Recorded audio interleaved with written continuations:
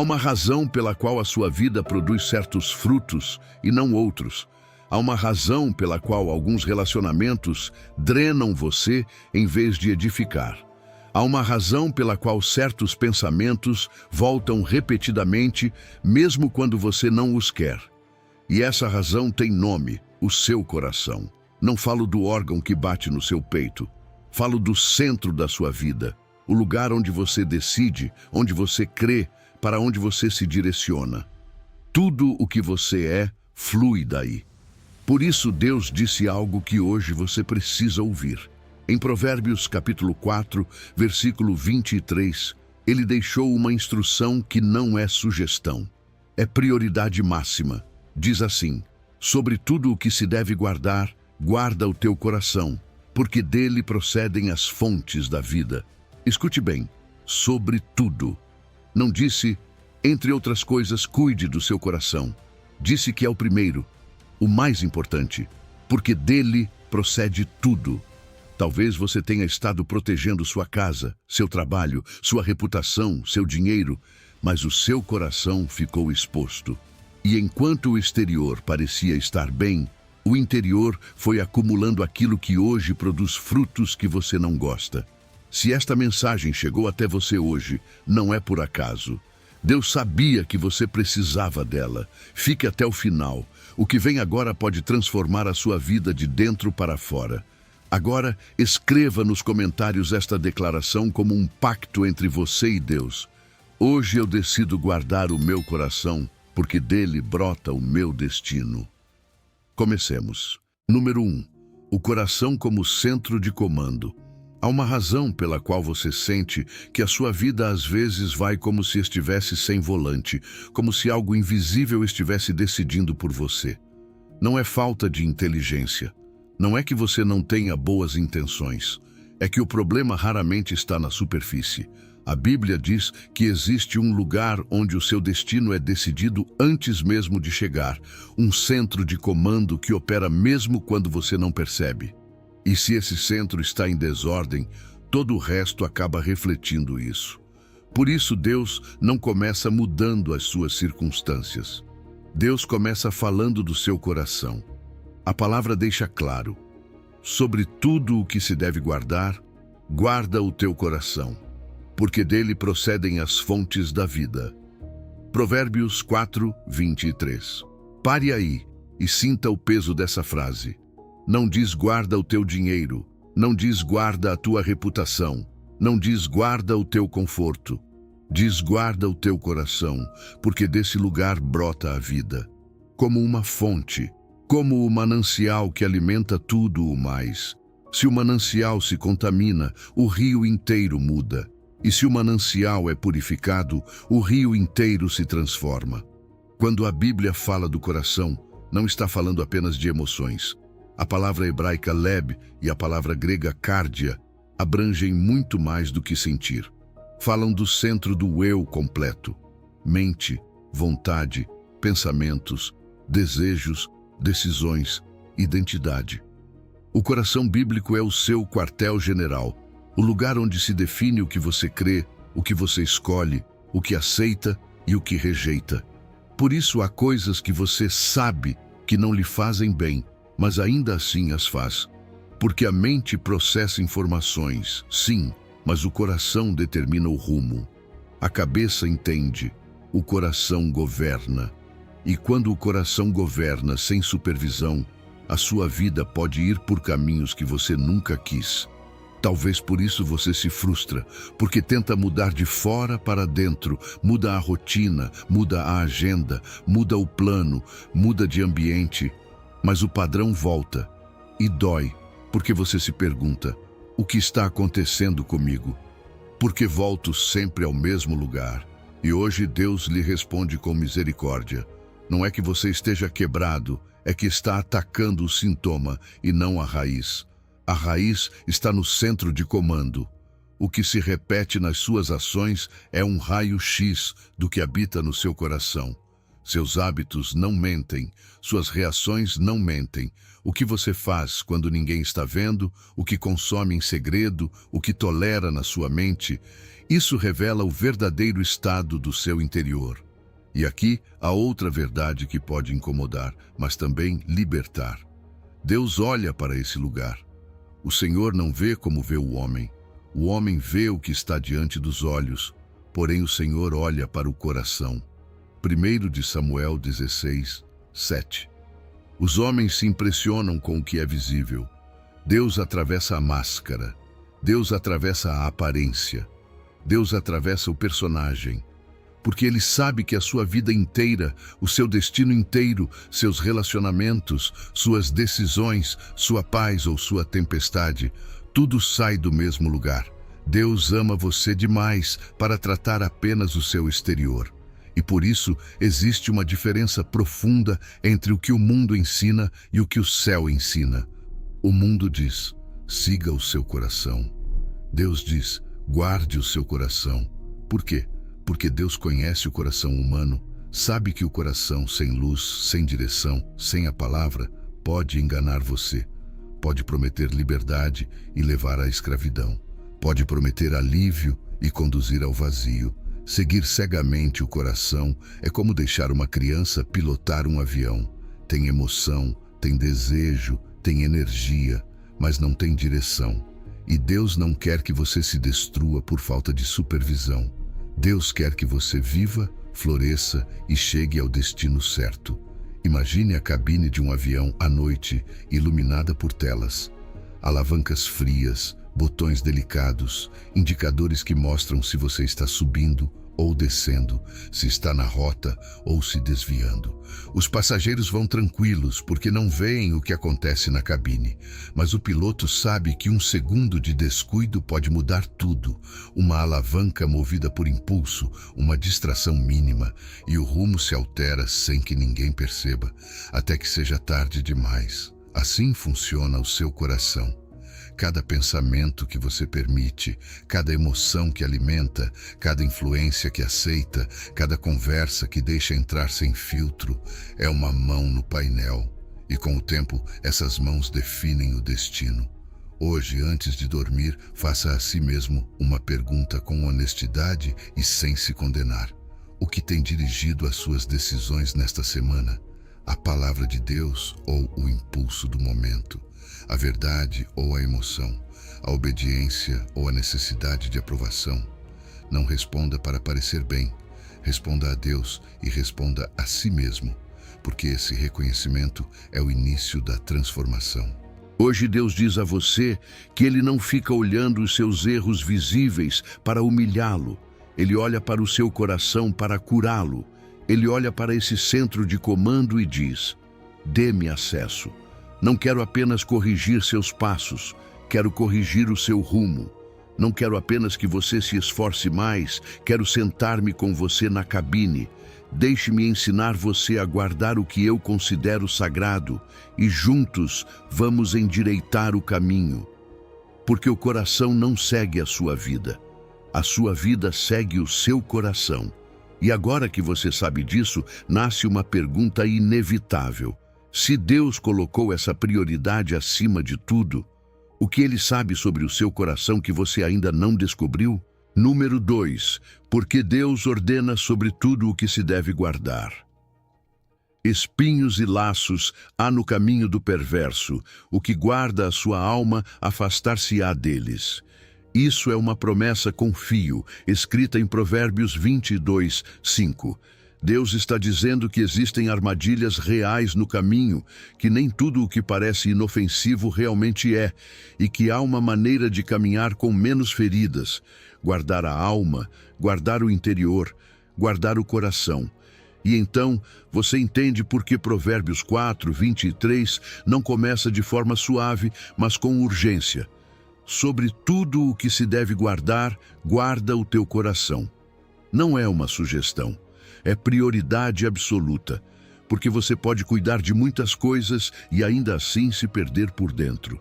Pode proteger sua casa, seu dinheiro, seu trabalho, sua reputação, sua imagem e ainda assim sentir que algo está se quebrando em segredo. E a razão é esta: o coração é o fundamento. Se o fundamento racha, todo o resto se torna cosmético. Você pode pintar paredes, trocar móveis, ajustar rotinas, prometer 1000 vezes que agora vai ser diferente. Mas se o coração está corrompido, cansado, ressentido, contaminado, mais cedo ou mais tarde, o exterior desmorona. Deus sabe disso. Por isso, quando Ele diz sobre tudo o que se deve guardar, está revelando o que tem valor eterno. Veja como a ordem de Deus é diferente. Você pensa, se eu perder dinheiro, eu recupero. E sim, você pode perder dinheiro e recuperá-lo em uma estação. Pode perder uma oportunidade e encontrar outra. Até mesmo uma reputação ferida pode ser reconstruída com o tempo, mas um coração corrompido, um coração endurecido, um coração cheio de amargura, de intenções duplas, de pensamentos sombrios que já se tornaram normalidade. Isso pode levar anos para sarar. Às vezes leva uma vida inteira, porque não se resolve com maquiagem espiritual, mas com rendição profunda. E aqui entra uma verdade que confronta com ternura. Você tem protegido o visível, mas talvez tenha deixado exposto o invisível. Foi cuidadoso com o que os outros podem ver, mas não com o que Deus vê. E por isso, mesmo tendo alcançado coisas, pode ser que por dentro você sinta vazio, inquietação, falta de paz, como se tivesse construído uma vida e ainda assim não soubesse onde está a alegria. Não se culpe por não ter entendido isso antes. A muitos nunca foi ensinado que este era o primeiro mandamento da sabedoria prática: guardar o coração, porque dele brota tudo. O mundo treina você para blindar o exterior. Alarmes, seguros, senhas, investimentos, câmeras, cadeados. Mas Deus inverte a ordem e diz: proteja primeiro o que ninguém vê, porque o que ninguém vê é o que decide tudo. Do invisível flui o visível, do interno brota o externo. Por isso também Provérbios 13:3 declara: o que guarda a sua boca preserva a sua alma, mas o que muito abre os lábios a si mesmo se arruína. Vê o padrão? Guardar não é paranoia, é sabedoria. É entender que existem portas pequenas por onde entram grandes destruições.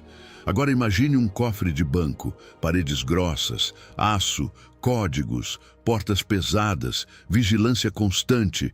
Por que tanta proteção? Porque ali dentro está o que é mais valioso. Ninguém deixa barras de ouro sobre o balcão, ninguém exibe diamantes em uma vitrine aberta. O que tem valor se guarda.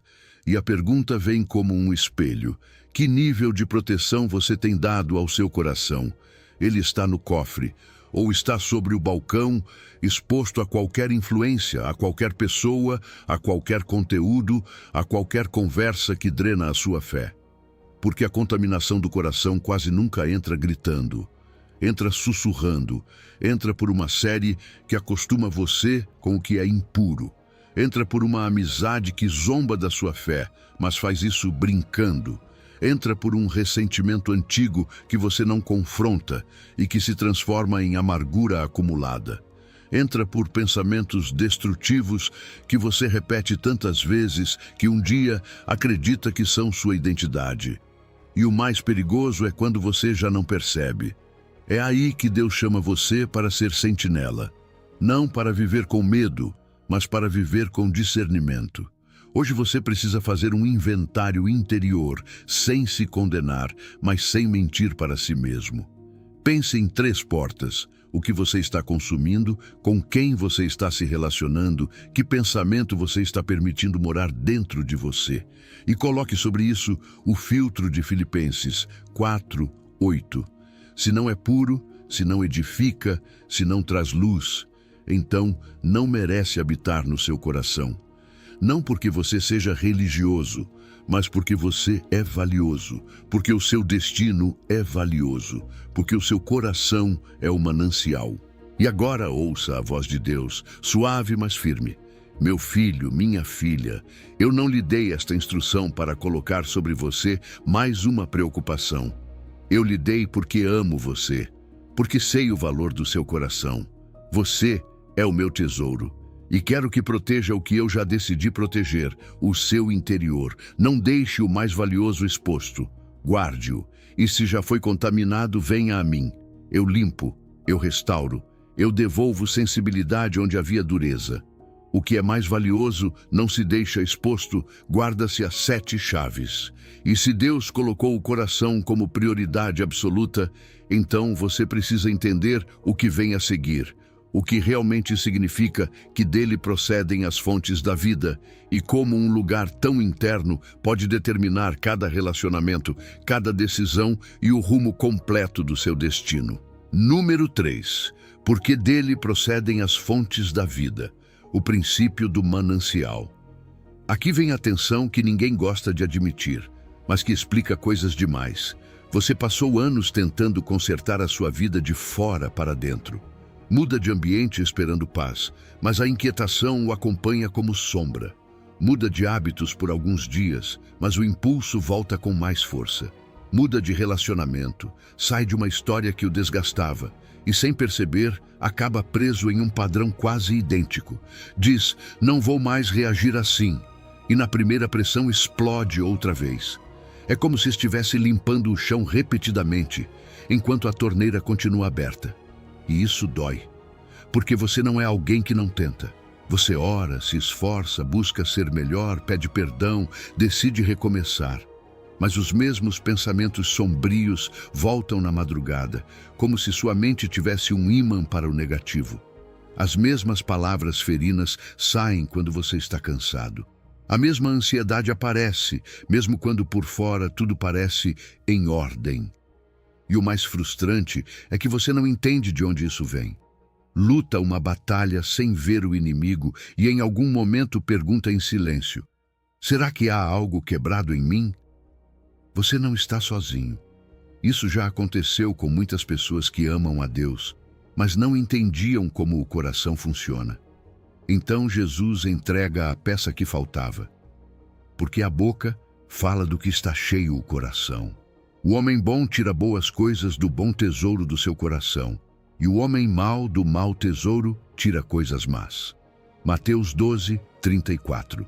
Mateus 12, 35. Em outras palavras, o que sai de você não nasce no momento. O momento apenas pressiona. O que estava dentro é o que transborda. A pressão não cria o veneno. A pressão o revela. Ela apenas abre a válvula do tesouro acumulado. E aqui vem o alívio do entendimento. Quando Provérbios 4, 23 diz, porque dele procedem as fontes da vida, a palavra procedem não fala de uma gota isolada. Fala de fontes, de mananciais, de pontos de origem. O seu coração é a nascente. A sua vida é o rio. Suas palavras são água desse rio. Suas reações são água desse rio. Suas decisões, seus relacionamentos, sua maneira de pensar, sua paz ou sua ansiedade, tudo flui do mesmo lugar. Por isso não pode haver rio limpo se o manancial está envenenado. Você pode percorrer quilômetros rio abaixo, mudar de cidade, mudar de trabalho, mudar de rotina e ainda assim carregar a mesma água, porque a fonte não mudou. E Tiago confirma com uma pergunta simples, mas que é um espelho direto. Porventura pode uma fonte jorrar do mesmo lugar água doce e água amarga? Tiago 3, 11. A resposta é evidente. Uma fonte produz de acordo com a sua natureza. Se a sua vida tem dado frutos amargos, não é destino, não é eu sou assim, não é foi o que me tocou viver. É sinal de que o manancial precisa de atenção. E quando você entende isso, deixa de viver confuso, porque o problema não era que Deus o odiava ou que o seu futuro estava fechado. O problema era que você estava tentando secar poças sem ir à raiz. Imagine um pequeno povoado que depende de um único poço. Todos bebem dali. As famílias cozinham com aquela água. As crianças crescem com aquela água. As plantações são irrigadas com aquela água. E numa noite silenciosa, alguém despeja veneno. No começo ninguém percebe, a água parece a mesma. Mas com os dias, as pessoas adoecem, os animais enfraquecem, a terra começa a secar e o povo discute culpados, teorias, explicações, até que alguém faz a única coisa que deveria ter sido feita desde o início: examinar o poço. O seu coração é esse poço e todo o seu destino bebe dele. Por isso hoje Deus chama você a um ato de coragem. Pare de culpar apenas as circunstâncias pelos frutos da sua vida. Não negue que há pressões externas. Claro que há. Mas reconheça isto com honestidade. Se algo sai de você repetidamente, é porque algo está sendo guardado dentro de você silenciosamente. E em vez de apenas dizer perdão pelo que fiz, comece a perguntar com maturidade: Senhor, o que há no meu coração que produz isso? Que ferida eu não tratei? Que ressentimento deixei adormecer? Que conteúdo tenho permitido alimentar o meu interior? Que relacionamento me drena e eu chamo de normal? E aqui entra o sussurro da graça que devolve a esperança. Deus não mostra a fonte para humilhar você, mostra para curar. Meu filho, minha filha, pare de lutar contra as poças. Venha comigo ao manancial. Eu sei exatamente onde a contaminação entrou. Eu vi a primeira gota, eu vi a primeira rachadura. E tenho poder para purificar o que você já não sabe como limpar. Deus não quer apenas que você controle suas reações. Ele quer restaurar o seu interior para que o bem flua de maneira natural, como fruto, não como atuação. O lugar onde a sua vida realmente começa não é a sua agenda nem as suas metas. É o seu coração. E agora que você já viu o princípio do manancial, a pergunta é urgente e prática. Se o rio se contamina porque a fonte foi tocada, por onde esse veneno entra sem que você perceba? Porque o coração tem portas e é hora de aprender a vigiá-las. Número 4. As portas do coração: olhos, ouvidos, boca. A lâmpada do corpo são os olhos, de modo que se os teus olhos forem bons, todo o teu corpo será cheio de luz. Mas, se os teus olhos forem maus, todo o teu corpo estará em trevas. Mateus 6, 22, 23. Jesus não estava falando apenas da visão física, estava revelando uma lei espiritual. O que você permite entrar pelos seus olhos não fica na superfície, desce ao mais profundo e começa a iluminar ou a escurecer o seu mundo interior. Uma lâmpada não fabrica luz, ela a deixa passar. E quando o coração é o manancial, então as portas que dão acesso a esse manancial são assunto sério. Quero que você descubra isso comigo. Você sente coisas, reage, pensa, decide, mas raramente para perguntar por onde isso entrou. Quem deixou a porta aberta? Porque o coração não se contamina por magia. Ele se contamina por tráfego. E existem 3 portais principais por onde entra e sai conteúdo o dia inteiro: olhos, ouvidos e boca. 3 portas, 3 pontos de acesso, 3 lugares onde, se não houver vigilância, qualquer um semeia. A primeira porta são os olhos, e esta é a mais rápida, a mais direta, a que não pede permissão.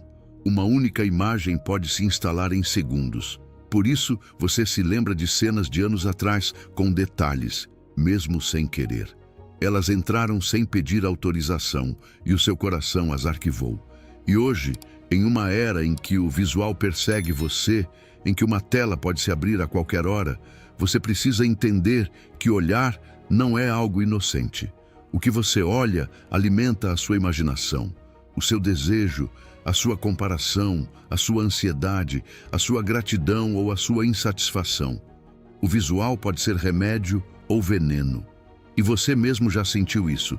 Há conteúdos que deixam você em paz e há conteúdos que deixam ruído dentro de você. Há coisas que você vê e depois sua alma fica pesada, como se a luz se apagasse por dentro. Por isso, Jó tomou uma decisão radical. Fiz aliança com os meus olhos. Jó 31, 1. Uma aliança não é um simples desejo. É um limite. É dizer até aqui. Jó entendeu que não se pode proteger um coração santo com olhos sem filtro. Ele não deixou o seu olhar no piloto automático. E se você diz, eu amo a Deus, mas seus olhos entram em qualquer lugar sem vigilância, então o seu coração está vivendo em uma casa com a porta principal escancarada. A segunda porta são os ouvidos. E esta é mais sutil, mas igualmente poderosa. Os ouvidos absorvem até aquilo que você diz que não afeta. Frases que você ouviu na infância, palavras ditas com sarcasmo, brincadeiras que diminuem você, músicas que normalizam o que é impuro, conversas que semeiam cinismo, vozes que deixam dúvidas sobre a sua identidade. Tudo entra. E o perigoso dessa porta é que muitas vezes você nem a considera uma porta. Deixa aberta por costume. Você se cerca de ruído, de comentários tóxicos, de notícias que alimentam medo, de pessoas que vivem reclamando como estilo de vida. E depois se pergunta por que a sua mente está inquieta. Os ouvidos não recebem apenas sons, recebem sementes. E essas sementes, com o tempo, se transformam em crenças.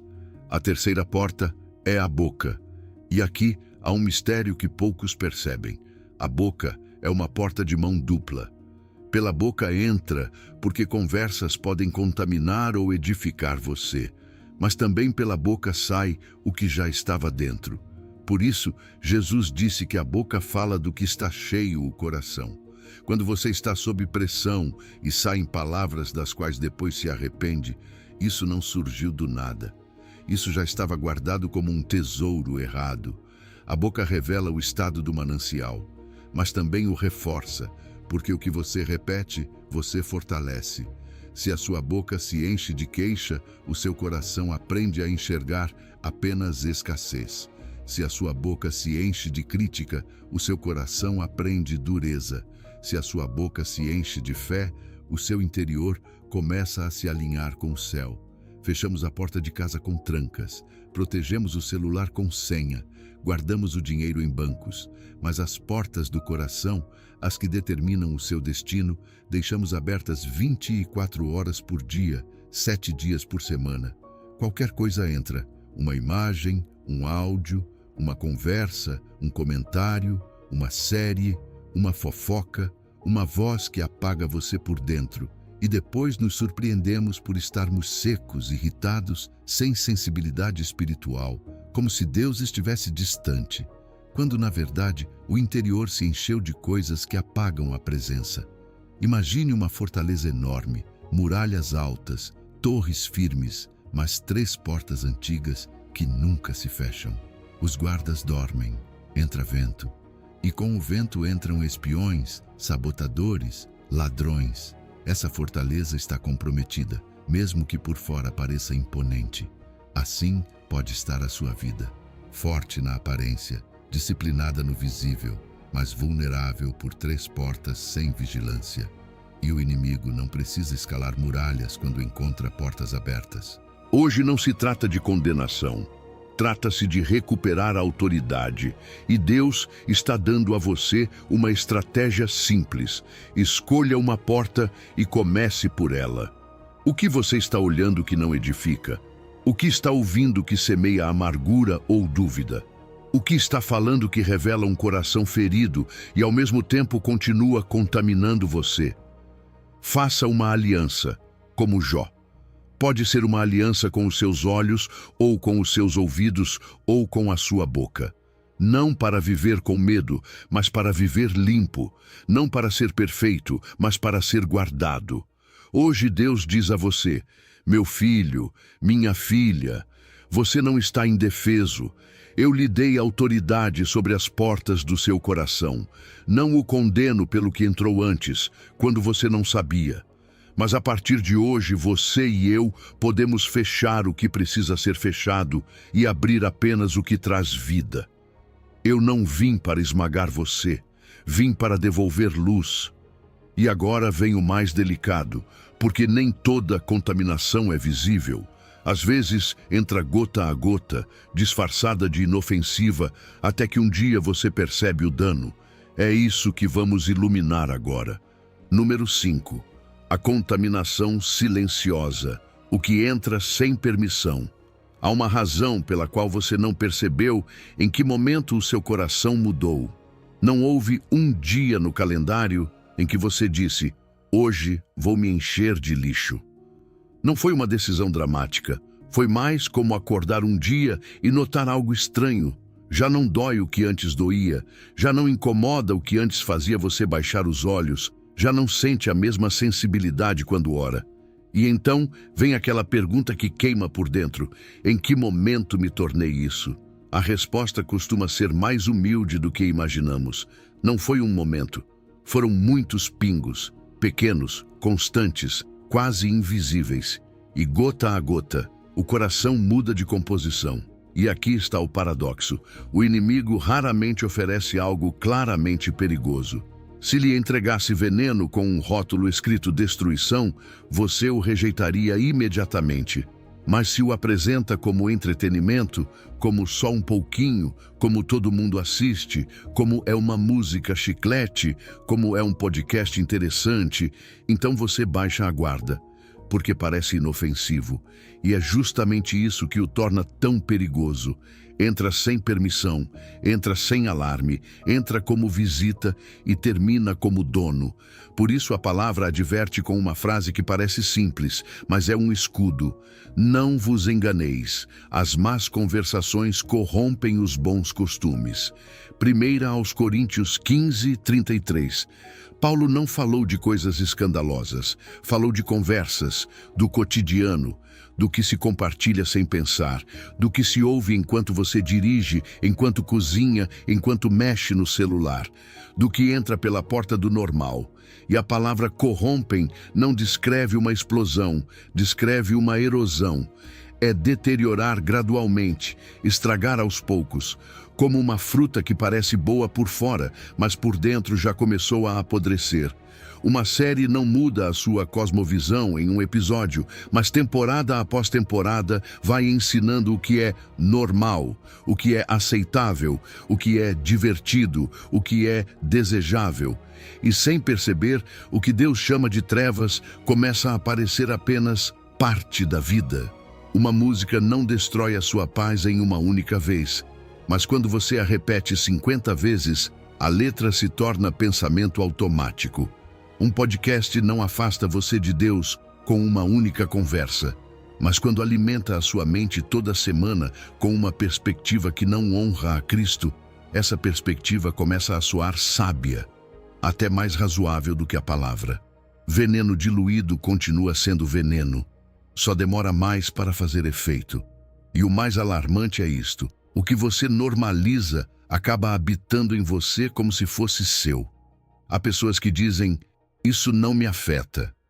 Mas o coração nem sempre avisa quando está sendo contaminado. Às vezes o sinal não é imediato, é lento.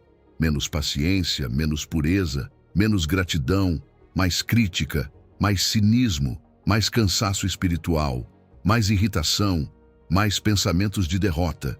E você pensa que é estresse, que é idade, que é trabalho, que são as pessoas, quando também pode ser a dieta da alma. Porque assim como o seu corpo é sensível ao que você come, o seu espírito é sensível ao que você consome. Por isso, Provérbios 14:7 soa como uma instrução protetora. Vai-te da presença do homem insensato, porque nele não encontrarás lábios de conhecimento. A sabedoria bíblica não é apenas curativa, é preventiva. Ela diz: afaste-se antes, feche antes, corte antes. Não espere perceber o dano para só então reagir. Porque quando o coração já está cheio, esvaziá-lo dói mais. Deus ama você tanto que o adverte a tempo. Imagine um copo de água cristalina. Uma gota de veneno cai e não muda a cor. Não tem cheiro diferente. Não tem gosto tão diferente. Você poderia beber e seguir o seu dia sem sintomas. Amanhã cai outra gota, depois de amanhã, mais uma. Não uma dose letal de uma vez, mas pequenas quantidades que o seu corpo tolera, por um tempo. Até que um dia falha aquilo que sustentava você e você pergunta: por que estou assim se eu estava bem? Isso é contaminação silenciosa, é gotejamento, é repetição, é normalização. É permitir o que não edifica porque não é tão grave. E quando você percebe o dano, o veneno já estava circulando. Hoje Deus não traz essa revelação para esmagar você, mas para libertar. A graça não nega a realidade, ela a ilumina para curar. Por isso, a primeira ação não é se castigar, é se diagnosticar com honestidade. Faça um inventário da sua dieta mental da última semana. O que você viu, o que ouviu, que conversas repetiu, que perfis segue, que tipo de humor consome, o que faz você rir, o que faz você pensar, o que faz você desejar. Não pergunte apenas "é errado". Pergunte algo mais profundo. O que isso está depositando no meu coração? Que filosofia está plantando? O que estou normalizando pouco a pouco? Porque o coração é manancial e cada coisa que entra é uma semente. E aqui vem o sussurro da graça, porque ainda há esperança real. Meu filho, minha filha, não o condeno pelo que entrou quando você não tinha discernimento. Mas agora você tem olhos para ver. Agora tem luz para discernir. Venha comigo, vamos revisar a fonte. Juntos fecharemos a torneira que tem pingado veneno. Ainda há tempo, ainda é possível limpar o copo. Eu posso devolver sensibilidade, eu posso restaurar o que se endureceu. Mas ouça com atenção, porque isso se torna mais sério. A contaminação não chega apenas pelo que você vê ou ouve em uma tela. Há outro gotejamento ainda mais poderoso, porque não entra por um algoritmo, entra por companhia, pelas pessoas com quem você caminha. E essa porta muitos evitam, mas se você vai proteger o seu coração e o seu destino, não pode ignorá-la. Número 6. Relacionamentos que drenam versus relacionamentos que edificam. Há algo que provavelmente você já sentiu, mas tem dificuldade de dizer em voz alta. Há pessoas que depois de vê-las deixam você pior. Você termina uma conversa e fica mais cansado, mais ansioso, mais irritado, como se tivessem drenado a sua fé. E ainda surge a culpa, porque supostamente devemos amar, perdoar, suportar. Mas escute isto. Amar a todos não significa dar acesso ilimitado ao seu coração.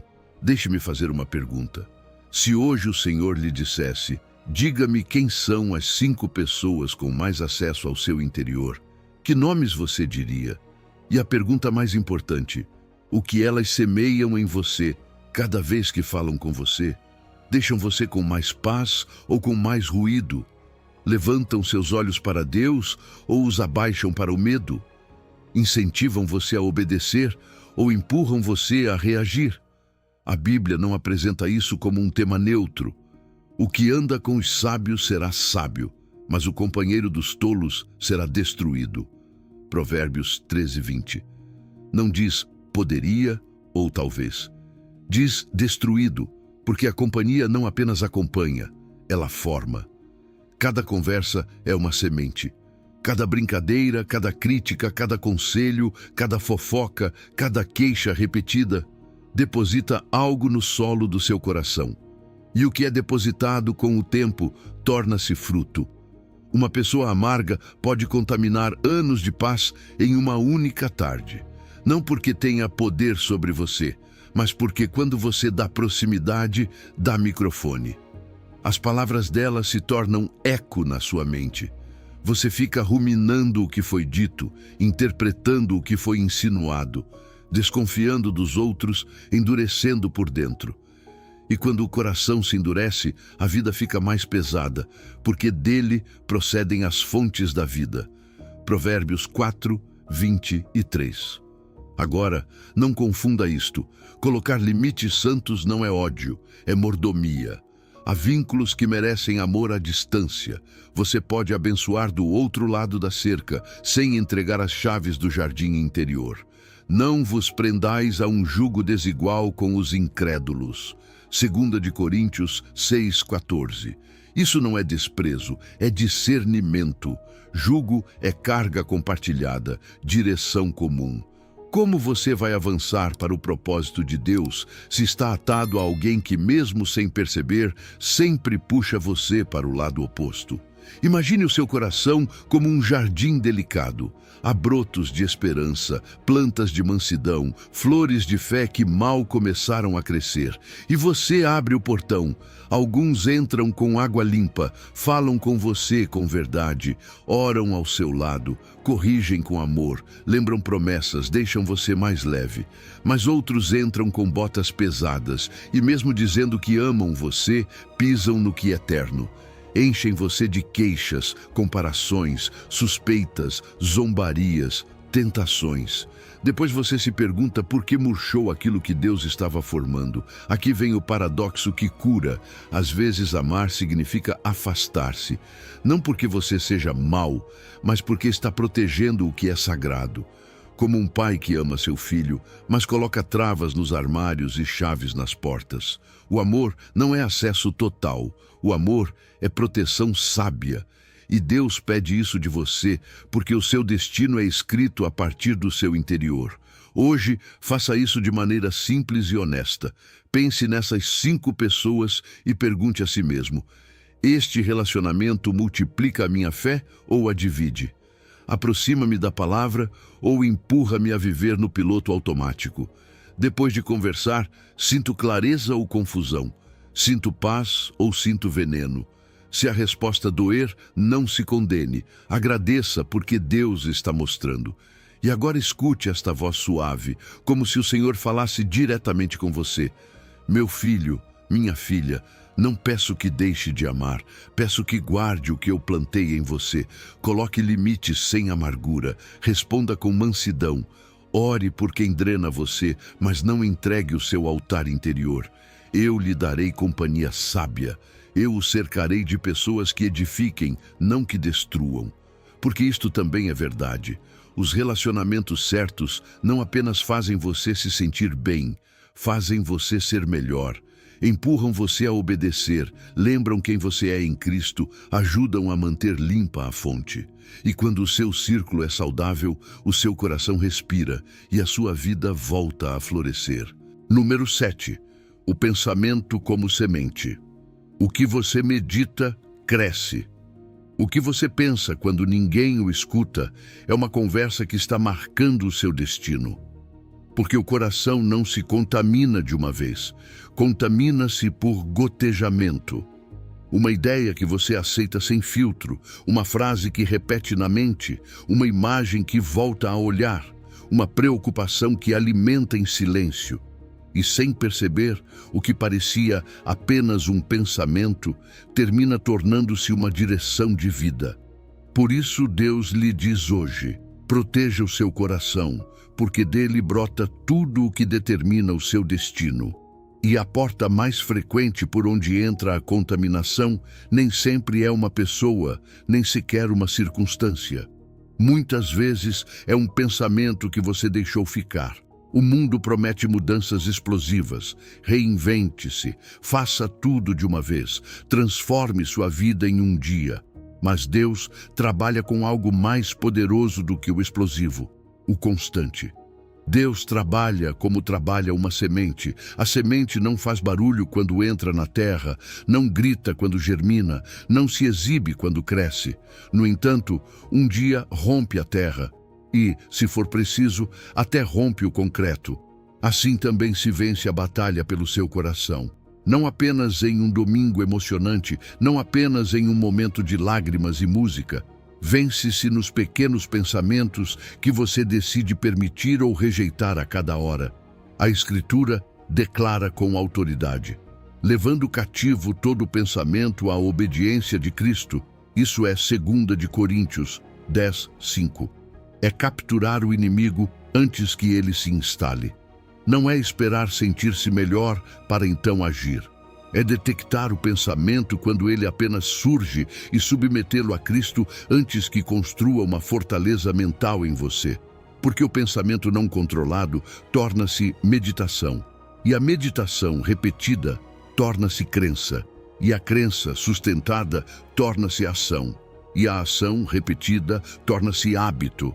E o hábito mantido torna-se destino.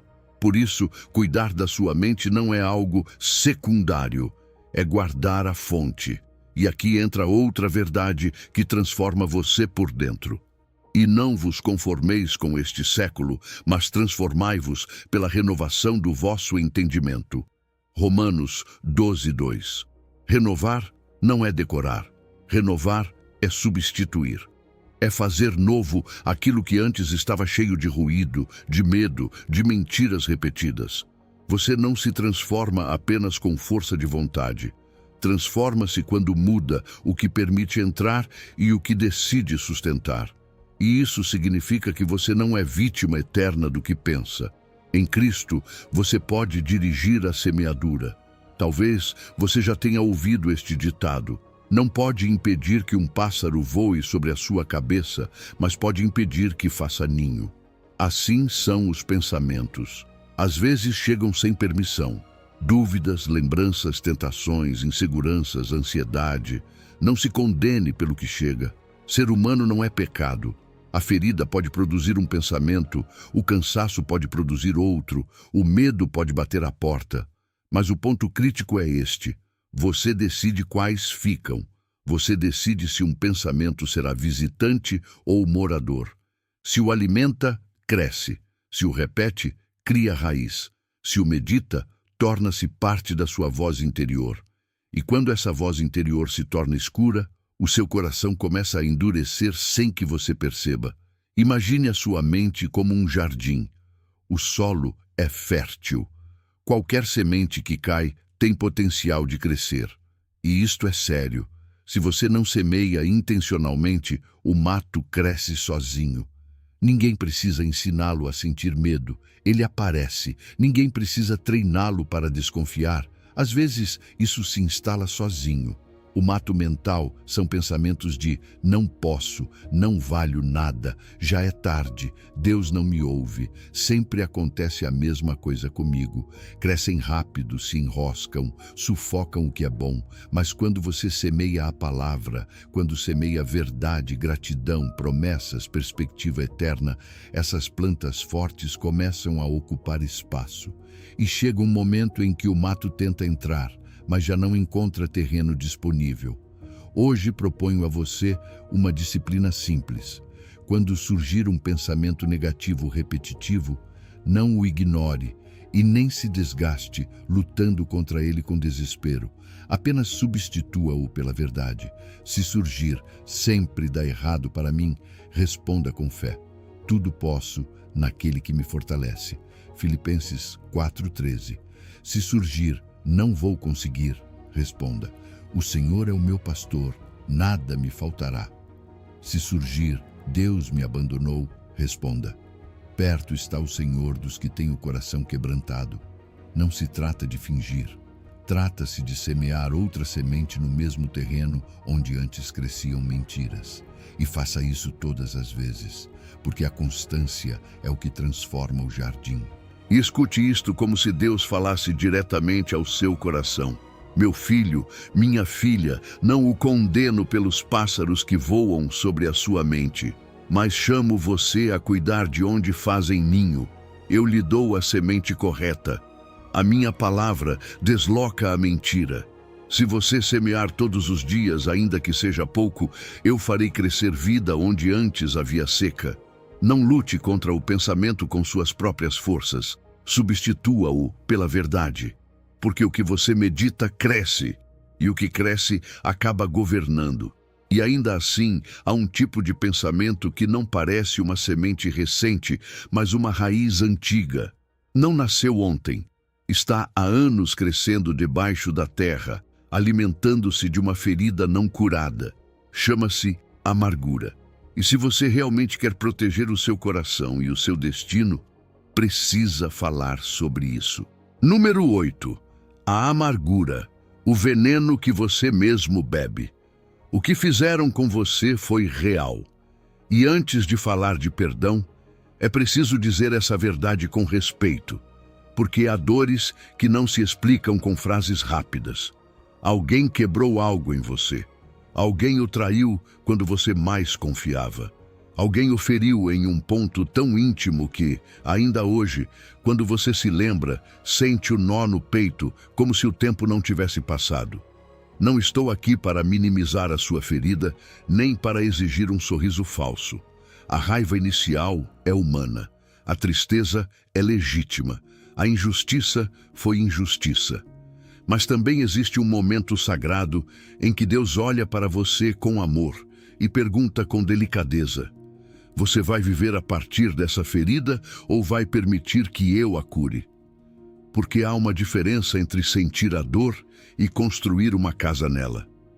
Há uma diferença entre reconhecer o que aconteceu e alimentar a lembrança como se fosse um fogo que não pode se apagar. E é aí que nasce a amargura, não como um monstro evidente, mas como uma raiz silenciosa. A amargura não anuncia a sua chegada.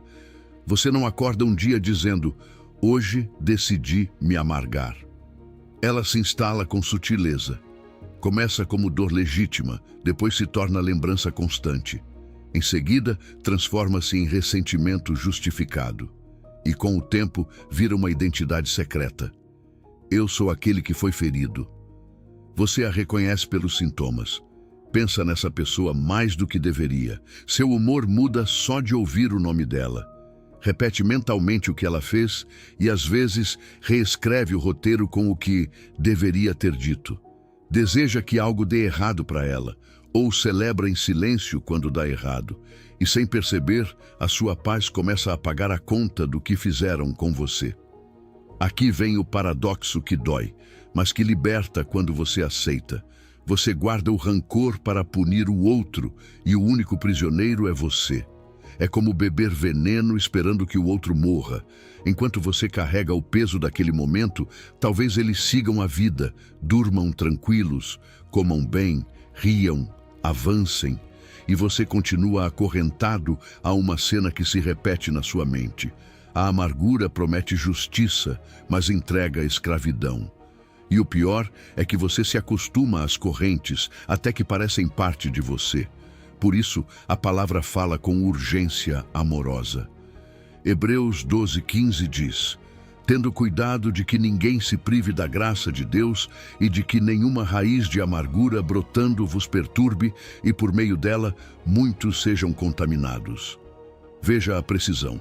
Raiz, não ramo. Algo que está debaixo da terra. Algo que cresce escondido. Algo que atrapalha o seu avanço. E algo que contamina outros. Porque quando o coração se amarga, não se amarga sozinho. A amargura se infiltra nas suas palavras, no seu tom, na sua paciência, na sua maneira de amar. Acaba tocando aqueles que você mais ama. A amargura cobra parcelas diárias, energia emocional que você poderia usar para viver, para criar, para avançar, para desfrutar da sua família, para servir a Deus com alegria. Vai embora pagando o aluguel de um lugar onde você já não mora. E há outro custo ainda mais profundo. Um coração cheio de ressentimento se parece com um copo cheio de líquido sujo. Deus quer derramar paz, alegria, esperança, clareza. Mas o copo está ocupado. Não é que Deus não queira dar, é que o seu interior está saturado de veneno. E Deus não criou você para viver assim. Efésios 4:31 diz de forma direta: longe de vós toda a amargura, e ira, e cólera, e gritaria, e blasfêmias, bem como toda malícia. Longe de vós é uma ação. Não diz espere passar, é remover, arrancar, tirar. E aqui vem a verdade mais importante. Perdoar não é aprovar o que fizeram com você. Perdoar não é dizer está tudo bem. Perdoar é soltar a corrente que o prende ao ofensor. É parar de exigir do passado uma justiça que nunca devolverá o que você perdeu. É entregar a Deus o juízo para recuperar a sua vida. Imagine o seu coração como uma casa bonita por fora. Tudo parece bem, mas por dentro, os azulejos começam a se levantar, surgem rachaduras, as portas já não fecham, a paz vai embora. Ninguém entende por quê. Até que um dia você levanta um piso e descobre uma raiz grossa, escura, crescendo debaixo do chão há anos. Alimentou-se na escuridão, cresceu sem barulho, e lentamente levantou toda a estrutura por baixo. Assim é a amargura. Nem sempre aparece no início, mas acaba deformando tudo. E agora, com todo amor, faço a você uma pergunta de aconselhamento espiritual. Há alguém que você ainda não perdoou? Não estou falando de esquecer. Não estou falando de justificar. Estou falando de soltar, de parar de cobrar uma dívida emocional que provavelmente nunca será paga. Porque se você continuar esperando que o ofensor devolva o que tirou de você, ficará vivendo em espera, e a espera se torna prisão. Hoje você pode dar um primeiro passo simples, mas poderoso. Escreva esse nome em um papel só para você, e embaixo escreva: decido hoje parar de pagar o aluguel desta ferida. Eu libero você porque eu quero ser livre. E quando a lembrança voltar, não a regue com mais veneno. Respire e diga: já soltei isso, já não vivo aí. O perdão às vezes precisa ser repetido muitas vezes, porque a mente insiste. Mas cada repetição é uma camada de liberdade. Hoje, Deus diz a você: eu vi o que fizeram com você. Eu vi suas lágrimas, eu ouvi suas noites sem dormir e não estou indiferente. Mas meu filho, minha filha, o perdão não é para eles, é para você. Solte a corrente. Abra a mão, deixe a justiça comigo. Você ocupe-se em ser livre, porque eu o chamei para viver, não para sobreviver em amargura. O perdão não liberta o ofensor, liberta você. Número 9. O filtro de Filipenses 4:8. O padrão divino. Às vezes não é que você seja fraco ou confuso, é que ninguém lhe ensinou um critério claro. E quando não há critério, qualquer coisa entra. Qualquer voz se senta à sua mesa. Qualquer imagem se instala na sua mente. E depois você se pergunta por que o seu coração está tão pesado, por que a sua paz se tornou frágil, por que o seu destino parece mover-se sem controle. Por isso Deus não apenas diz: proteja o seu coração, mas também lhe entrega uma ferramenta concreta, um filtro divino que não é poesia bonita, é um manual prático para a sua vida interior. Quanto ao mais, irmãos, tudo o que é verdadeiro, tudo o que é honesto, tudo o que é justo, tudo o que é puro, tudo o que é amável, tudo o que é de boa fama, se há alguma virtude e se há algo digno de louvor, nisso pensai. Filipenses 4:8. Veja quanta misericórdia há nesse versículo. Deus não deixa você adivinhar, não o deixa à deriva. Ele lhe dá 8 camadas, 8 perguntas que funcionam como um filtro espiritual. E aqui está o poderoso. Se algo não passa sequer por uma dessas camadas, já é sinal de que não deveria permanecer vivendo no seu coração. Pense nisso como as 8 perguntas antes de abrir qualquer porta, antes de entrar em uma conversa, antes de ficar ruminando um pensamento. Primeiro, é verdadeiro? Não me disseram, não vi por aí, não deve ser assim. Verdadeiro, porque o inimigo ama a mentira envolta em emoção. Segundo, é honesto, digno, respeitável? Há coisas que talvez sejam populares, mas apagam a sua dignidade por dentro. Terceiro, é justo? Promove a justiça de Deus ou normaliza a crueldade, a zombaria, o abuso, a corrupção do coração? Quarto, é puro, não apenas no sentido sexual, mas também no espiritual, no moral, no que fica aderido à sua mente quando você desliga a tela. Quinto, é amável, e isso é fundamental, porque há conteúdos e conversas que alimentam amargura, sarcasmo, violência emocional, divisão. Entretenem você, mas o tornam mais frio. Sexto, é de boa fama, tem boa reputação espiritual? Edificaria alguém saber que você consome isso ou você preferiria esconder? Sétimo, a virtude ali, a excelência moral, eleva o seu caráter ou o degrada pouco a pouco sem que você perceba? Oitavo, é digno de louvor? E essa pergunta é como uma lâmpada direta. Você poderia agradecer a Deus por isso com a consciência limpa? Poderia dizer: Senhor, obrigado por isto que estou deixando entrar. Se você sente vergonha de mencionar em oração, já tem a sua resposta. E aqui aparece uma verdade que o mundo odeia ouvir. Liberdade não é deixar tudo entrar. O mundo diz: seja livre, veja o que quiser, ouça o que quiser, pense o que quiser. Mas essa suposta liberdade muitas vezes termina escravizando você àquilo que rouba a sua paz. Deus inverte. Liberdade real é ter domínio próprio. É escolher com autoridade o que fica e o que vai embora. Não estar à mercê do algoritmo, da moda, do impulso, do tédio. Isso é maturidade espiritual.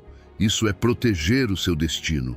Pensai nas coisas lá do alto, não nas que são aqui da terra.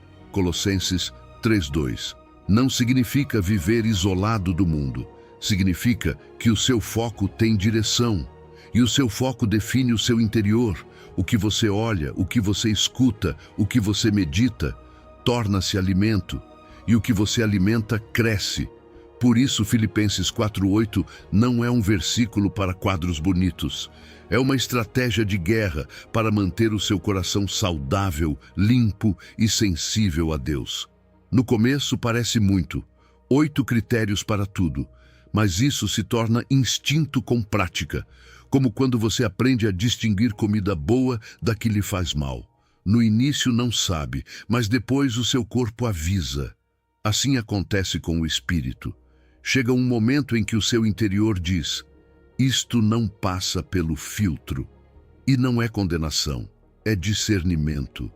Não desanime se agora percebe que muito do que consumia não passa nem pela metade. Isso não significa que você está perdido, significa que está despertando. Imagine um garimpeiro diante de um rio. Ele tira areia, pedras, barro e coloca tudo na peneira. Não se ofende porque há muita terra. Não se frustra pela quantidade de sujeira. Apenas filtra até que reste o que é valioso. Filipenses 4:8 é a sua peneira. Muito passará diante dos seus olhos hoje. Seu trabalho não é analisar tudo com ansiedade. Seu trabalho é filtrar com calma e firmeza. O que passa pelas camadas, fica. O que não passa, vai embora com a água. Faça algo hoje, prático, simples e poderoso. Escolha uma única fonte que você consome com frequência. Uma série, um tipo de música, um podcast, uma conta nas redes sociais. Passe pelo filtro com honestidade. E se falhar em mais de 2 critérios, pergunte-se com maturidade: isso realmente merece espaço na fonte da minha vida? Porque lembre-se do título que governa tudo. Proteja o seu coração, porque dele brota tudo o que determina o seu destino. E agora, como uma oração suave, diga ao Senhor: onde você está? Pai, obrigado por me dar um padrão claro em um mundo cheio de ruído. Ensina-me a usar este filtro não como um peso, mas como proteção. Dá-me discernimento rápido para fechar portas a tempo. E onde já entrou o que não devia, limpa-me com a tua graça. Quero pensar no que traz vida. Quero que o meu coração produza paz. Em nome de Jesus. Amém. Porque esta é a frase que você leva gravada. Se não passa pelo filtro, não merece o espaço. E quando o seu coração aprende a filtrar, o seu destino começa a alinhar-se com a paz de Deus. Número 10. A renovação diária. O coração precisa de manutenção. Há uma frustração que quase ninguém confessa, mas muitos carregam em silêncio. Você começa bem. Toma uma decisão, coloca limites, filtra o que entra, decide orar mais, lê a palavra e por um tempo sente que o seu coração respira. Mas depois, sem um grande escândalo, sem um grande pecado evidente, você volta a sentir o ruído por dentro. A ansiedade retorna, a amargura aparece, o pensamento negativo ressurge, você se distrai novamente com o mesmo que o apagava. E então chega a culpa, como uma voz dura que diz: você não serve, você não consegue se manter, você não é constante. Mas escute isto com calma, não é que você esteja quebrado. É que ninguém lhe disse que proteger o coração não é uma conquista permanente, é uma prática diária. Por isso o Senhor deixou escrito algo que não é por acaso e que revela a sua ternura. As misericórdias do Senhor são a causa de não sermos consumidos, porque as suas misericórdias não têm fim, renovam-se cada manhã. Grande é a tua fidelidade. Lamentações 3, 22 ao 23. Percebe? Misericórdias novas a cada manhã. Não porque Deus seja esquecível, mas porque o seu dia traz poeira nova. O seu caminho recolhe sujeira, suas conversas deixam resíduos, seus pensamentos se mancham com preocupações. E se o coração é a fonte do seu destino, essa fonte precisa de manutenção constante para que a água continue limpa. Aqui está o paradoxo que alivia a pressão. Nós queremos um momento explosivo que resolva tudo, uma limpeza profunda que dure para sempre, uma emoção intensa que garanta santidade para toda a vida. Mas Deus trabalha em um ritmo diferente. A santidade não funciona como um evento, funciona como higiene. Ninguém diz, tomei banho uma vez e estou limpo para sempre. Você sabe que o corpo precisa de água todos os dias, e o coração também. Por isso Davi clamava, faze-me ouvir pela manhã a tua benignidade, pois em ti confio. Faze-me saber o caminho que devo seguir, porque a ti elevo a minha alma. Salmo 143, 8. Não era insegurança espiritual, era sabedoria. Cada manhã é uma nova porta que se abre, e você precisa de direção fresca. Quando você entende isso, para de se castigar e começa a se cuidar. Começa a ver a sua vida interior como algo valioso, que requer revisões pequenas, mas constantes. Porque o que é negligenciado não se destrói de imediato, deteriora-se em silêncio. Como um motor. Se você não troca o óleo, o carro continua andando por um tempo, até que um dia para sem aviso. O problema não nasceu naquele dia, vinha se acumulando. Assim acontece com o coração. Não é falta de fé, é falta de manutenção. E a manutenção do coração pode ser simples, humana, alcançável. Pela manhã, antes que o mundo fale com você, deixe que Deus fale primeiro, mesmo que sejam 5 minutos. Um versículo com atenção, uma frase que organize você por dentro, uma promessa que o cubra. A palavra funciona como um antivírus que escaneia o seu interior e detecta o que entrou escondido.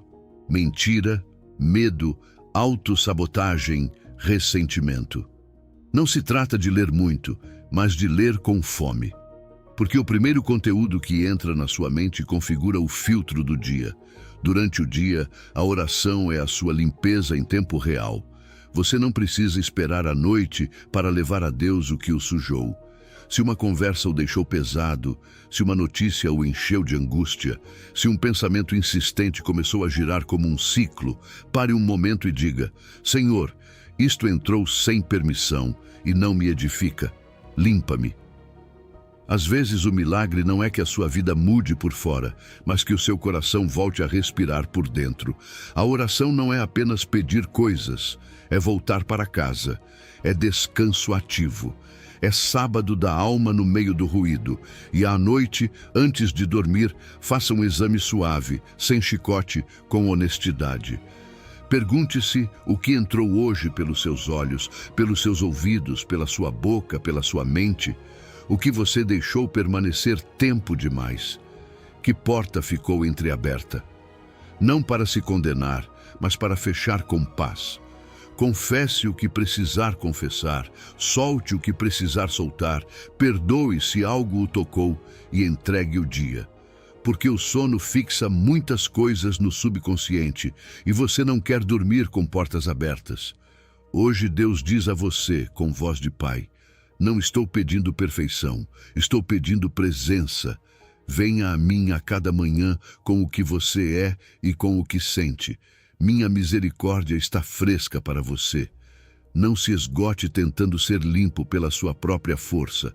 Descanse em mim. Eu limpo o que você não vê. Eu organizo o que você não consegue organizar. Manhã após manhã, passo a passo, juntos. E escute esta frase como um selo sobre a sua vida. A santidade não é evento, é higiene diária. E se você se pergunta o que acontece quando sente que chegou tarde, quando acredita que o dano já foi feito, fique comigo. Porque Deus não apenas mantém o que está limpo, Ele também restaura o que já foi sujado. Número 11. Quando o coração já está contaminado, o processo de limpeza. Talvez você tenha chegado até aqui com um peso no peito. Você ouviu sobre guardar o coração, sobre portas e filtros, e em vez de se sentir fortalecido, sentiu vergonha. Porque pensa, já é tarde, meu coração já está sujo demais. Há anos de contaminação, decisões, hábitos, pensamentos que criaram morada. E quero falar com você com compaixão. O Salmo 51 existe porque Davi sentiu exatamente isso. Ele também olhou para dentro de si e não gostou do que encontrou. E se o coração dirige o seu destino, então Deus pode redirecionar a sua vida começando aqui. Davi caiu profundamente. Não foi um erro pequeno, foi uma corrente de escuridão. Mas, em vez de se esconder para sempre, abriu a boca e abriu o coração. E desse lugar escreveu: cria em mim, ó Deus, um coração puro e renova dentro de mim um espírito reto. Salmo 51, 10. Essa palavra cria não é enfeite. Em hebraico é bara, o mesmo verbo de Gênesis 1, 1. Deus criando do nada. Davi não pediu a Deus que apenas polisse o que restava. Pediu que fizesse algo novo, onde já não havia forças para recompor, onde já não havia desculpas para sustentar. Aqui há um paradoxo que o inimigo não quer que você entenda. Reconhecer a sua contaminação não o condena, abre a porta. O coração que se acha limpo se defende e se endurece. O coração que sabe que precisa se aproxima da graça. Às vezes, o mais espiritual que você pode fazer não é aparentar força, mas dizer a verdade sem maquiagem. Porque a luz é o início da limpeza. Confessar é ventilar o quarto fechado e dizer: Senhor, foi isso que eu permiti, foi isso que guardei, foi isso que repeti até se tornar normal. A Bíblia não deixa dúvidas. Se confessarmos os nossos pecados, Ele é fiel e justo para nos perdoar os pecados e nos purificar de toda injustiça. 1 de João 1, 9. Fiel e justo. Não se quiser, não se você merecer. É o caráter dele. E o perdão não é apenas apagar uma culpa, é limpar o que sujou você por dentro. Depois vem a mudança do coração, esse arrependimento que não fica na culpa, mas muda de direção. Fechar a porta que drenava você, parar de negociar com o que roubou a sua paz e aceitar que a graça dele é suficiente para sustentar você.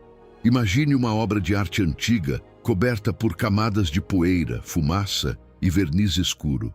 À primeira vista parece perdida, as cores apagadas, a beleza escondida. Mas o restaurador não se apaixona pela sujeira. Ele sabe ler o que está por baixo. Com paciência, camada por camada, limpa sem destruir, até que o azul vivo, o vermelho brilhante e a luz original reaparecem. O seu coração é assim. Debaixo do que se acumulou, a imagem de Deus não desapareceu, foi coberta. E Deus é o restaurador que vê a obra-prima debaixo da poeira. Faça esta oração agora, simples mas real. Cria em mim, ó Deus, um coração puro. Renova dentro de mim um espírito reto. Diga com fé, mesmo que a sua voz trema. E se amanhã voltarem lembranças, tentações ou vergonhas, diga de novo. A limpeza também é processo. Deus remove uma camada hoje, outra amanhã, outra quando você volta à presença dele. Mas cada vez que você retorna, avança. Cada vez que se rende, respira. E nesse respirar, o seu coração aprende que a graça não é um momento intenso, mas um ritmo diário de retorno. E ouça isto como a voz de Deus diretamente para você. Eu vi o que fizeram com você e vi o que você fez. Vi cada lágrima e cada canto que você escondeu. Não me afastei. Não defino você pelo seu pior momento. Eu sou aquele que cria, que limpa, que restaura. Dê-me acesso ao quarto mais escuro.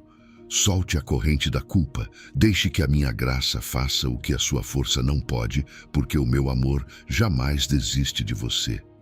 Fique com esta verdade. Deus não apaga a sua história. Ele revela a obra-prima por baixo.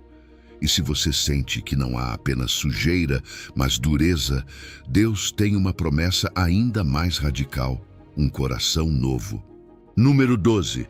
O coração novo. A promessa de Ezequiel 36:26. Há momentos em que você não se sente sujo, você se sente endurecido, como se algo dentro de você tivesse se tornado pedra. Antes você chorava com um louvor. Antes um versículo tocava profundamente a sua alma no melhor sentido. Antes a presença de Deus fazia você estremecer com ternura. E agora, embora tente, nada acontece. Você ora e sente silêncio, lê e sente distância. Se aproxima e não responde como antes. E então surge aquele pensamento que dói. Talvez meu coração já não sirva mais. Mas ouça isto devagar. Se o seu coração se endureceu, não é sinal de que Deus foi embora. É sinal de que você precisa de algo mais profundo do que uma limpeza. Você precisa de um milagre de substituição. Deixe que esta promessa entre sem pressa, como uma luz suave em um quarto escuro. Dar-vos-ei coração novo e porei dentro de vós espírito novo. Tirarei de vós o coração de pedra e vos darei coração de carne. Ezequiel 36:26. Deus não está oferecendo um conserto superficial. Não está dizendo, esforce-se mais, tente sentir, finja até voltar. Não. Ele fala como Criador e como Pai. Diz, eu darei. Diz, eu porei. Diz, eu tirarei. Diz, eu entregarei. Isto não é poesia para inspirar você. É intervenção divina para resgatar você. Porque o coração de pedra tem sintomas que você conhece bem demais. Não sente convicção, apenas justificação. Não sente ternura, apenas cansaço. Não se quebranta diante de Deus, se defende.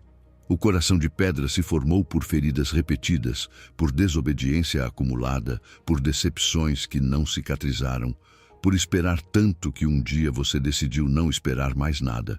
E o mais triste é que esse endurecimento faz você acreditar que já não há caminho. Mas o coração de carne, o coração novo, é sensível outra vez, não perfeito, mas vivo. Pode se arrepender sem se afundar. Pode chorar sem vergonha. Pode obedecer sem se sentir escravo. Pode amar sem precisar controlar. E aqui há algo sagrado. Esse transplante vem com novos desejos. Deus não muda apenas o que você sente, muda o que você quer. Por isso também diz, dar-lhes-ei coração para que me conheçam, que eu sou o Senhor. Jeremias 24:7. Não é um conhecer de informação, é um conhecer de intimidade. É voltar a perceber a voz dele, voltar a reconhecer a direção dele, voltar a sentir que você não está sozinho por dentro. O propósito do coração novo não é que você tenha emoções bonitas, é que volte a se relacionar com Deus a partir de um lugar verdadeiro. Talvez você esteja ouvindo isto e por dentro diga, isso soa lindo, mas eu não sinto nada. E quero falar com você como se estivéssemos em um quarto silencioso, sem condenação. A secura não é a sua identidade. A frieza não é o seu destino. Às vezes, Deus permite que você toque o limite da sua própria força para que pare de tentar amolecer a si mesmo e, finalmente, entregue a Ele o controle da sala de cirurgia. Porque há cirurgias que não se fazem com vontade humana, fazem-se com o Espírito Santo.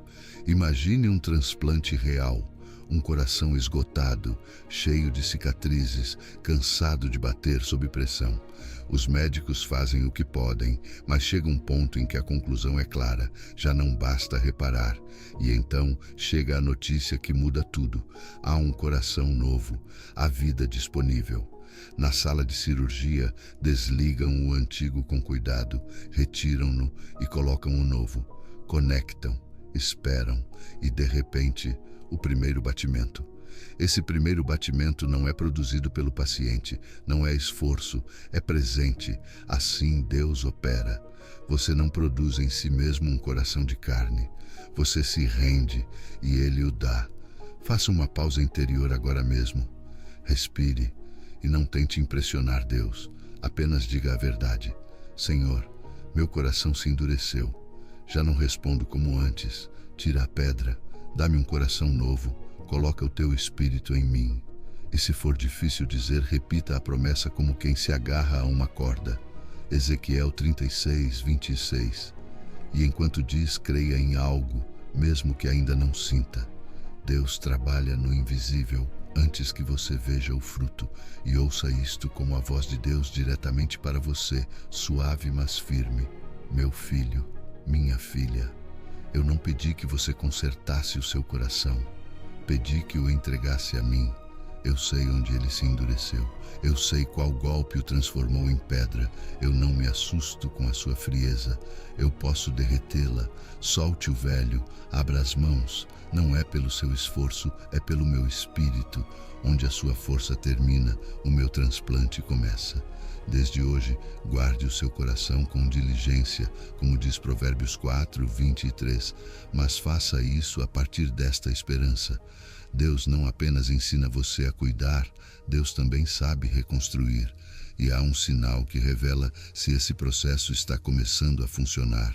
Uma pergunta que Jesus fez há séculos e que hoje faz a você para mostrar onde realmente está o seu coração. Número 13. Onde está o seu tesouro? A prova do coração. Às vezes dizemos, Deus é primeiro, dizemos com sinceridade, cantamos, cremos, mas então chega a vida diária e, sem perceber, o primeiro já não é Deus. O primeiro é o urgente, o primeiro é o que grita mais alto. O primeiro é o que entretém, o que distrai, o que nos dá gratificação rápida. E não digo isso para fazer você se sentir mal, digo porque Deus ama você demais para deixar que viva dividido. Ele quer que o seu coração esteja realmente onde você diz que está, porque do seu coração brota tudo o que determina o seu destino. Há uma pergunta que dói, sim, mas é uma pergunta que cura se você a responder com honestidade. Se alguém visse a sua semana inteira como um filme, sem explicações, sem justificativas, apenas fatos, o que diria que é o seu tesouro? O que diria que você ama? O que diria que governa você? E eu sei que isso incomoda, porque por fora podemos parecer bem, mas o coração se revela no cotidiano, no que você faz quando ninguém vê, no que procura quando está cansado, no que consome quando está sozinho, no que escolhe quando não há aplausos. Não é condenação, é diagnóstico, e um diagnóstico a tempo protege o seu destino. Jesus disse de uma forma tão simples que até assusta, porque onde está o vosso tesouro, aí estará também o vosso coração. Mateus 6, 21. Observe a ordem. O tesouro vem primeiro e o coração o segue. Não diz, onde está o seu coração, ali você colocará o seu tesouro. Não. Diz que o seu coração se move atrás do que você valoriza, atrás do que você alimenta, atrás do que você sustenta com tempo, com dinheiro, com energia, com atenção. O seu coração é como um seguidor silencioso. E se hoje ele se afastou de Deus, muitas vezes não é porque você odeia a Deus, é porque o seu tesouro se moveu sem que você percebesse. Por isso Jesus repete a mesma verdade em outro momento, como se não quisesse que você esquecesse. Porque onde está o vosso tesouro, aí estará também o vosso coração. Lucas 12, 34. É como se ele dissesse, não se engane, o seu coração não está onde você diz, está onde você investe. E isso explica tantas coisas. Por que é difícil orar? Por que é difícil ler? Por que é difícil sentir fome espiritual? Nem sempre é falta de fé. Às vezes é porque o seu tesouro está esgotando o seu apetite em outro lugar. Imagine um ímã forte sobre uma mesa e limalhas de ferro espalhadas por todos os lados. Não importa quão longe estejam. Quando o ímã está ativo, tudo começa a se mover em direção a ele. Elas não percebem, mas deslizam. Não decidem, são atraídas. O seu tesouro é esse ímã. O seu coração são essas limalhas. Então, a pergunta mais importante não é por que não sinto Deus como antes, mas qual ímã está puxando o meu coração agora? O que mais ocupa a sua mente? O que mais preocupa você? O que mais empolga você? O que mais dá ansiedade de perder? Aí estão as pistas. O primeiro pensamento ao acordar e o último antes de dormir costumam revelar o seu verdadeiro tesouro. Porque quando ninguém está olhando, o seu coração vai para casa, vai para o seu lugar favorito, vai para aquilo que considera seguro. Às vezes é uma pessoa, às vezes é o dinheiro, às vezes é o reconhecimento, às vezes é o entretenimento, às vezes é o controle. E se isso ocupa o centro, Deus fica como uma visita ocasional, não como o lar da alma. Agora vem a parte prática, porque Deus não apenas confronta, também ensina a realinhar. O seu calendário e a sua conta bancária falam uma língua que não mente. Para onde foi o seu tempo livre? Para onde foi o seu dinheiro extra, aquele que não era necessidade básica? Para onde foi a sua energia emocional? Talvez você não goste de ver, mas é um espelho, e não é para se castigar, é para despertar. Porque se o tesouro se move, o coração o segue. E esta também é a boa notícia. Se você mover o tesouro para o reino, o seu coração voltará. Hoje você pode fazer uma auditoria santa, sem drama e sem auto-engano. Olhe a sua semana e reconheça 3 coisas: o seu tempo, o seu dinheiro e a sua atenção. E então faça um ato pequeno, mas real, de mover o tesouro. Um gesto concreto. Separe um espaço intencional para buscar a Deus, se possível, antes que o mundo fale com você. Plante uma porção do seu dia na palavra, ainda que seja breve. Faça um ato de generosidade que doa um pouco, porque isso prova que a sua segurança não está no material. Sirva alguém sem aplausos. Esses investimentos são sinais para o céu e sinais para o seu próprio coração. O meu tesouro está mudando de lugar. E agora ouça este sussurro como a voz de Deus para você. Meu filho, minha filha, eu não condeno você por ter colocado tesouros em lugares errados. Eu estou chamando você de volta. Mova o ímã. Coloque o seu tesouro no que é eterno. Não para ganhar o meu amor, porque eu já amo você, mas para que o seu coração encontre descanso. Onde está a minha presença, aí está o seu verdadeiro lar. E quando o seu tesouro voltar para mim, o seu coração deixará de correr e começará a florescer. Mova o tesouro e o coração seguirá. Mas não ignore isto. Quando você começar a movê-lo, haverá resistência. Porque existe um inimigo que ama corações distraídos, divididos e cansados. Por isso, além de realinhamento, você precisa de vigilância. Número 14. A vigilância permanente. Guardas na porta. Há uma diferença enorme entre um guarda adormecido e um sentinela que salva cidades. E essa diferença, embora soe forte, pode decidir o rumo da sua vida. Porque tudo o que você aprendeu sobre cuidar das suas portas, filtrar a sua mente, curar feridas e escolher relacionamentos, pode desmoronar se um dia você baixar a guarda e disser: já estou bem, já não preciso vigiar. É exatamente aí que o inimigo espera.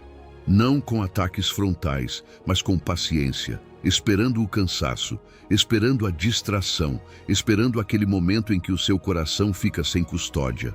A Bíblia não fala disso como um jogo. Diz: sede sóbrios e vigiai, porque o vosso adversário, o diabo, anda em derredor, como leão que ruge, buscando a quem possa devorar. Isso é 1 de Pedro 5, 8. Não é uma sugestão gentil, é um chamado urgente. Ser sóbrio significa manter a mente clara, não espiritualmente entorpecida. Vigiar significa viver com os olhos da alma abertos. Não paranoico, mas desperto, não escravo do medo, mas consciente de que há uma batalha real pelo que habita dentro de você. E quando Provérbios 4, 23 diz que você deve guardar o seu coração com toda diligência, a palavra guardar no hebraico não é algo suave, casual, como quem cuida de uma planta de vez em quando. É natsar, linguagem de torre de vigilância, custódia ativa. Um natsar não coloca uma fechadura e vai dormir. Um natsar permanece no posto, observa, discernir, dá o alarme. se antecipa. Deus está dizendo que o seu coração vale tanto que merece sentinela permanente, não cuidado intermitente. Imagine uma cidade antiga com muralhas altas. De dia tudo parece tranquilo, há comércio, risos, portas abertas. Mas quando a noite cai, o perigo não avisa. A escuridão cobre o vale, e nas torres há um homem com uma tocha, lutando contra o sono, atento a cada som. Os inimigos não atacam quando veem luzes acesas e guardas atentos. Atacam quando percebem cansaço, quando o sentinela se descuida, quando o não vai acontecer nada, vira hábito. O seu coração é essa cidade. Os seus pensamentos são essas ruas. As suas emoções são essas portas. E o seu destino se protege com vigilância, não apenas com boas intenções. Eu sei que isso pode cansar. Você também já disse, eu baixo a guarda com facilidade e depois pago as consequências. E Deus entende essa frase. Há estações em que você está forte, disciplinado, focado. E há dias em que está cansado, sensível, e uma única conversa, um único conteúdo, uma única lembrança pode abrir uma brecha. Mas ouça isto com ternura e firmeza. Exatamente quando você se sente mais esgotado, é quando mais precisa de um sistema, não apenas de força de vontade. Porque a carne é fraca. Jesus disse claramente, vigiai e orai para que não entreis em tentação. O espírito, na verdade, está pronto, mas a carne é fraca. Isso é Marcos 14, 38. Ele não condena você pela fraqueza. Ele adverte para que você não seja surpreendido. Por isso a vigilância não é apenas não deixar entrar, é também revisar o que já entrou. Às vezes, o inimigo não está batendo à porta. Ele já deixou algo dentro há muito tempo. Uma raiz pequena, um pensamento repetido, um ressentimento guardado, uma imagem que permaneceu, uma conversa que contaminou a sua paz. Então, o sentinela não olha apenas o horizonte, ele também inspeciona o interior da cidade. O que entrou hoje? Que emoção ficou sem cura? Que palavra você engoliu e virou veneno? O que roubou a sua alegria sem que você percebesse? Essa revisão, mesmo que breve, devolve o controle a você. E aqui está o mais lindo. Você não está vigiando sozinho. O Espírito Santo é o melhor sistema de alarme. Ele é aquele desconforto suave que diz, isso não, aquela falta de paz que alerta, aquela sensação de saia daqui quando algo parece inofensivo. Aprenda a respeitar esse alarme. Não o desligue com desculpas, não o anestesie com distrações. Quando o Espírito avisa, não é para restringir você, é para proteger o que é sagrado em você. Hoje, você pode começar de forma prática e possível. Reconheça qual é o seu ponto fraco, o momento do dia em que costuma baixar a guarda. Quando está sozinho, quando a noite cai, quando está estressado, quando recompensa o seu cansaço com conteúdo que não edifica. Decida que esse momento já não será uma emboscada. Faça uma pausa curta, respire, ore em voz baixa e diga ao Senhor, aqui é onde me atacam, ajuda-me a vigiar. Depois, antes de dormir, reserve 5 minutos para examinar o seu coração com Deus, como um sentinela fazendo a ronda. E pela manhã, antes de olhar para o mundo, olhe para o céu. Renove a sua mente com uma palavra. A vigilância se recarrega na presença. E ouça isto como a voz de Deus. Meu filho, minha filha, não peço que você seja forte sozinho. Peço que esteja desperto comigo. Eu não durmo. Eu vejo o que você não vê. Se permanecer perto, a minha luz avisará a tempo. O coração mais seguro não é o mais forte, é o mais vigiado. Permaneça no seu posto, e eu guardarei o seu destino. Porque sim, no final, você não guarda o seu coração apenas para evitar o mal. Você o guarda porque dele procede a vida. E o que brota de um coração protegido é paz, clareza, propósito e um destino que floresce sob a mão de Deus. Número 15. O fruto do coração guardado. O seu destino transformado. Talvez hoje você olhe para a sua vida e sinta um nó na garganta, porque há frutos que não lhe agradam. Há decisões que nasceram de um coração sem vigilância e agora você carrega consequências que pesam. Palavras que saíram sem filtro e deixaram feridas. Relacionamentos que se quebraram porque o manancial estava contaminado. Oportunidades que se foram porque o seu interior estava dividido, cansado, distraído. E nesse lugar surge um lamento silencioso. Se eu tivesse entendido isso antes, se eu tivesse guardado o meu coração desde o início, deixe essa dor existir por um momento. Não a negue. Deus não pede que você finja.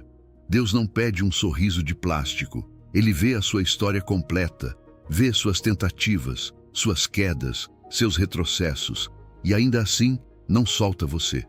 Porque o lamento, quando colocado diante dele, não é o fim. É o ponto exato onde começa uma nova semeadura. Aqui vem o paradoxo que transforma. A semeadura de ontem não precisa determinar a colheita de amanhã. O mundo repete que o seu destino já está escrito, que você é a soma do que viveu, que não pode mudar. Mas Deus olha para você e diz que destino não é sentença, é caminho. E esse caminho é escrito com decisões pequenas, constantes, santas, como sementes enterradas em segredo. Por isso, as misericórdias dele se renovam a cada manhã, porque a cada dia ele entrega semente fresca e diz: hoje você pode plantar diferente. Ouça esta verdade como uma virada de vida, não como ameaça. Não vos enganeis, de Deus não se zomba, pois aquilo que o homem semear, isso também ceifará. Porque o que semeia para a sua carne, da carne colherá corrupção, mas o que semeia para o Espírito, do Espírito colherá vida eterna. Gálatas 6, 7 ao 8. É uma lei espiritual tão firme quanto a gravidade. O que você alimenta cresce, o que você tolera se reproduz, o que você permite entrar no coração, cedo ou tarde sai em forma de fruto. Mas essa mesma lei, que antes doía, hoje pode salvar você. Se mudar a semeadura, muda a colheita. E Deus reafirma com uma promessa de estabilidade: o que semeia justiça terá galardão firme. Provérbios 11, 18. Firme, não frágil, não momentâneo, firme como uma casa bem alicerçada. Um coração guardado não produz frutos perfeitos todos os dias, mas produz uma direção firme. Paz que não depende do barulho, clareza que não se compra, decisões que não desmoronam sob pressão. O primeiro fruto visível de um coração guardado é a paz interior. Não aquela paz superficial que aparece quando tudo dá certo, mas a paz que permanece quando as coisas ainda não estão resolvidas. É como se por dentro o rio deixasse de bater contra as pedras. A ansiedade perde autoridade porque já não governa o que entra. Depois vem a clareza. Quando o seu coração está alinhado, as decisões se tornam mais simples. Não porque a vida seja fácil, mas porque já não há voz dupla dentro de você. Você deixa de negociar com aquilo que sabe que destrói. O coração limpo discerne mais rápido, porque tem menos interferência. Também há fruto nos seus relacionamentos, porque de um coração guardado brotam palavras que edificam, reações mais mansas, limites mais saudáveis, amor mais verdadeiro.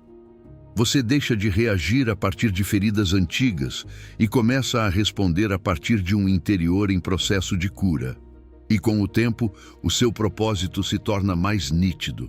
Quando o coração está cheio de ruído, a voz de Deus se confunde, mas quando o manancial é limpo, a direção é ouvida. Não necessariamente com trovões, mas com aquela certeza tranquila que guia. Tudo isso acaba formando um legado, porque o que você cultiva em segredo se torna herança para outros. Talvez você não perceba hoje, mas a sua decisão de guardar o coração está plantando algo que seus filhos, seus amigos, sua família, até pessoas que você nunca conhecerá, colherão em forma de luz. Legado não é apenas o que você deixa quando parte, é o que produz enquanto está aqui. Imagine uma horta cuidada por anos. Não uma horta de um dia, mas uma que foi protegida de pragas, limpa das ervas daninhas, regada com constância, podada com dor quando necessário. No começo parecia que nada acontecia. Só terra, só espera. Mas chega o tempo em que os ramos se enchem de fruto e o aroma toma conta de tudo. A colheita não vem porque você teve um impulso em um dia. Vem porque sustentou uma decisão. Vou guardar o meu coração. E embora ninguém aplaudisse a sua disciplina, Deus via e a terra respondia. Hoje faça algo simples, mas profundo. Olhe para frente e visualize o fruto. Pergunte a si mesmo como seria a sua vida em 5 anos, se a partir de hoje você filtrar o que vê, o que ouve e o que permite entrar no seu interior. Como estaria a sua paz? Que decisões tomaria? Que relacionamentos floresceriam? Que correntes seriam quebradas? Essa imagem não é fantasia, é motivação santa. E quando for difícil dizer não ao que contamina, lembre-se, isso é semeadura, a colheita virá. O destino não simplesmente acontece com você, você o colhe do que guardou no coração. E hoje Deus diz, com ternura e firmeza, eu vejo o fruto que você ainda não vê, vejo a paz que espera por você, vejo a clareza que derramarei sobre as suas decisões, vejo relacionamentos restaurados, vejo propósito revelado. Não se canse de semear no meu espírito, não pare por causa do passado. Hoje é terra nova. Hoje é semente nova, e a seu tempo você colherá. Eu mesmo cuidarei da sua horta enquanto você guarda o seu coração comigo. Percorremos juntos um caminho profundo, desde entender que o seu coração é o centro de comando da sua vida, até ver como ele se contamina pelas portas que deixamos abertas, pelos relacionamentos que nos drenam, pelos pensamentos que não confrontamos e pela amargura que guardamos sem perceber. Mas você também viu a esperança. Deus não apenas limpa o que está sujo, Ele pode criar novo aquilo que já não funciona. Pode dar a você um coração de carne, onde antes havia pedra. Quero que 3 verdades fiquem gravadas em você. Primeira, o seu coração não é espectador da sua vida, é o diretor. Dele flui tudo. Segunda, a contaminação é silenciosa, mas a limpeza é possível. Não importa quantas camadas de sujeira tenham se acumulado, Deus restaura. Terceira, o destino não simplesmente acontece com você, você o colhe. O que você semeia hoje no seu coração, colherá amanhã na sua vida. Esta noite, antes de dormir, quero que você coloque a mão sobre o peito e diga em voz alta, cria em mim, ó Deus, um coração puro. Não diga como fórmula, diga como súplica genuína. Ele ouve, ele responde. Se você chegou até aqui, é alguém que busca genuinamente a Deus. Isso diz muito sobre você. Compartilhe esta mensagem com alguém que precisa ouvi-la. E se este canal se tornou um lugar onde o seu coração encontra direção, inscreva-se para continuar recebendo estas palavras. Lembre-se, guarde o seu coração, porque dele brota tudo o que determina o seu destino. Que o Senhor coloque guardas nas portas do seu interior, que lhe dê discernimento para distinguir o que edifica do que destrói. E que a cada dia você encontre o seu coração mais limpo, mais forte e mais perto dele. Até breve. E lembre-se, você nunca caminha sozinho.